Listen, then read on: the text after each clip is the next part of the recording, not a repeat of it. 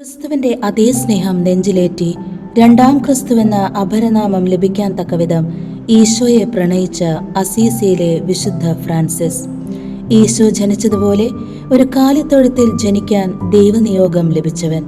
ഈശോയോടുള്ള സ്നേഹത്തെ പ്രതി അവിടുത്തെ 5 തിരുമുറിവുകൾ സ്വന്തം ശരീരത്തിൽ ഏറ്റുവാങ്ങാൻ ഭാഗ്യം ലഭിച്ച ആദ്യത്തെ വിശുദ്ധൻ. അദ്ദേഹത്തിന്റെ മനസ്സിലാണ് ലോകത്തിലെ ആദ്യത്തെ ക്രിസ്മസ് ക്രിബ് വിരിഞ്ഞു വന്നത്. മനുഷ്യനുണ്ടാക്കിയ ആദ്യത്തെ ക്രിസ്മസ് ക്രിബിലേക്ക് നമുക്ക് നടക്കാം.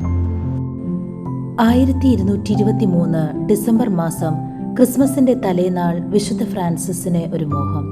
ഇത്തവണത്തെ ക്രിസ്മസ് ബെത്ലഹേമിലെ കാലിത്തൊഴുത്തിൽ ഈശോ പിറന്ന അതേ മാതൃകയിൽ ഒരു ഗുഹയും കാലികളെയും ഒക്കെ സജ്ജമാക്കി ആഘോഷിക്കണം. തന്റെ ഈ ആഗ്രഹം ഫ്രാൻസിസ് തന്റെ സുഹൃത്തും പ്രഭുവുമായ ജോൺ വെലീത്തായെ അറിയിച്ചു. ജോൺ, നമ്മുടെ ഈശോമിശിഹ ബെത്ലഹേമിൽ പിറന്നു വീണ അതേ ശൈലിയിൽ ക്രിസ്മസ് ആഘോഷിക്കണമെന്ന് എൻ്റെ ഉള്ളിൽ വലിയൊരു ആഗ്രഹം തോന്നുന്നു. ദാ ഗ്രേച്ചിയോവിലെ ആ മല അങ്ങയുടേതാണല്ലോ. ആ മലഞ്ചെരുവിൽ ഇത്തവണ നമുക്ക് ക്രിസ്മസ് ആഘോഷിച്ചാലോ? തീർച്ചയായും സഹോദര, ആ മല ഞാൻ വിട്ടുതരാം.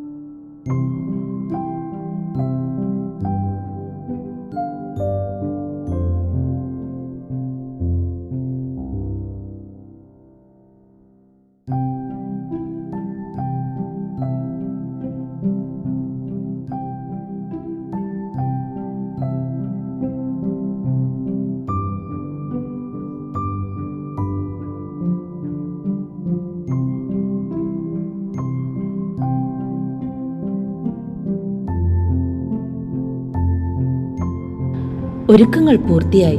ഫ്രാൻസിസും സഹോദരങ്ങളും ഒപ്പം വലിയൊരു ജനാവലിയും ദൈവസ്തുതികൾ പാടിക്കൊണ്ട് ഗ്രേച്ചിയോയിൽ തയ്യാറാക്കിയ പുൽക്കൂടിനരികെ എത്തി.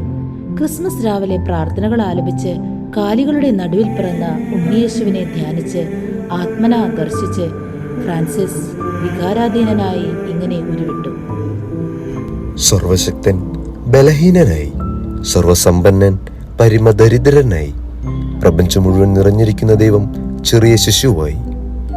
പാപിയായി എന്നെ രക്ഷിക്കാൻ ഓ ദൈവമേ, അത്യുന്നതങ്ങളിൽ ദൈവത്തിന് സ്തുതി. അത്ഭുതമെന്ന് പറയട്ടെ, ജോൺ വെലീത്തായ്ക്ക് ഒരു പ്രത്യേക ദർശനമുണ്ടായി. പുൽത്തൊട്ടിയിൽ നിന്നും ഫ്രാൻസിസിന്റെ കരങ്ങളിലേക്ക് സജീവനായി ഉണ്ണിയേശു. ഇതാണ് ക്രിസ്മസ് ക്രിബിന്റെ ആരംഭം.